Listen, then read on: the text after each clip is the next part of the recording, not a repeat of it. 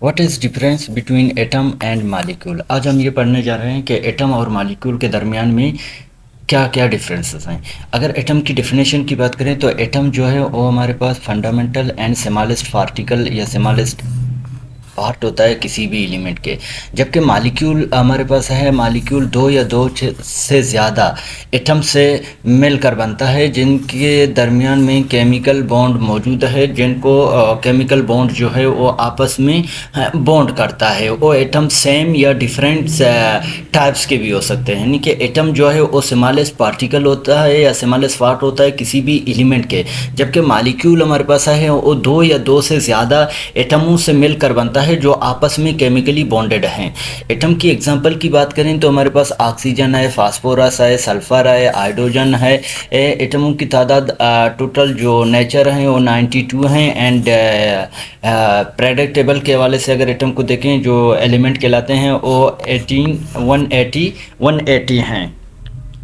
जबकि मालिक्यूल की अगर एग्जांपल की बात करें हमारे पास जो है ऑक्सीजन है, फास्फोरस है, सल्फर है एंड वाटर है। अब देखो ऑक्सीजन एटम भी हो सकता है, मालिक्यूल भी हो सकता है। फ़र्क ये है कि ऑक्सीजन अगर सिर्फ और सिर्फ इस हालत में ओ लिखा हो तो इसको ऑक्सीजन एटम कंसीडर किया जाता है। अगर यही ऑक्सीजन के नीचे दो लिखा हो तो ये ऑक्सीजन मालिक्यूल कहलाएगा, क्योंकि ऑक्सीजन मालिक्यूल जो है वो दो ऑक्सीजन एटम जब आपस में रिएक्शन करके केमिकल रिएक्शन के थ्रू ये दोनों कंबाइन होते हैं तो O2 कहलाएंगे। और O2 हमारे पास एक मालिक्यूल है, एक एटम नहीं है। एटम जो है वो सिंगल एटम होता है, जबकि मालिक्यूल हमारे पास दो या दो से ज़्यादा एटमों से मिलकर बनते हैं। एटम की स्ट्रक्चर की बात करें तो एटम जो है वो हमारे पास स्मॉलेस्ट पार्टिकल होता है जिनके पास प्रॉपर्टीज़ होते हैं एलिमेंट के।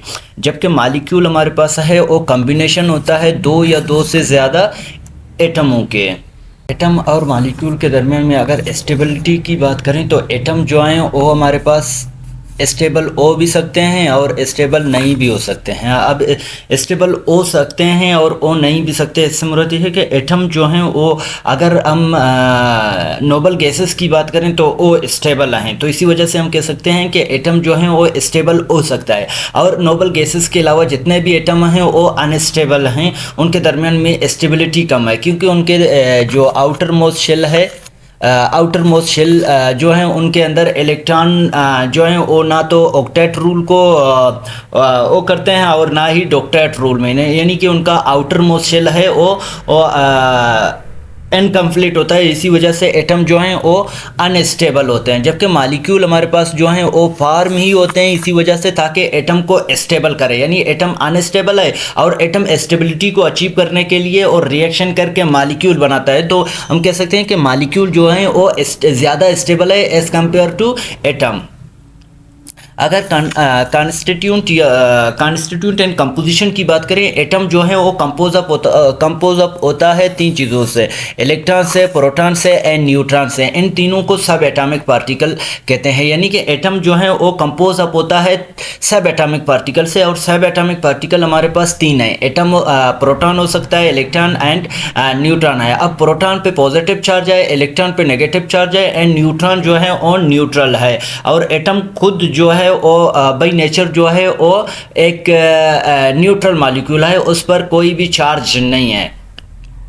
मॉलिक्यूल की बात करें, हमारे पास मॉलिक्यूल जो है वो दो या दो से ज़्यादा सेम या डिफरेंट एटमों से मिलकर बनता है। एटम जो है वो हमारे पास दो या दो से ज़्यादा सेम या डिफरेंट एटमों से मिलकर बनते हैं, जो कि after a chemical reaction and उनके दरमियान में एक केमिकल बॉन्ड होता है जो कि उनको बॉन्डेड रखता है। एटम और मॉलिक्यूल के दरमियान में अगर रिएक्टिविटी की बात करें तो एटम जो हैं हमारे पास जो हैं वो रिएक्टिव होते हैं एक्सेप्ट नोबल गैसेस। नोबल गैसेसों के अलावा बाकी जितने भी एलिमेंट एटम्स हैं वो हमारे पास रिएक्टिव हैं। जबकि अगर मालिक्यूल की बात करें तो मालिक्यूल के दरमियान में या मालिक्यूल में जो रिएक्टिविटी है वो कम है एज़ कम्पेयर टू एटम, क्योंकि उनके दरमियान में जो वैलेंस पॉइंट है या वैलेंसी है या वैलेंस इलेक्ट्रॉन है, उनके वो वैलेंस इलेक्ट्रॉन जो हैं वो फिल होते हैं, वो मतलब थोड़ा बहुत बेहतर होता है एज़ कम्पेयर टू एटम।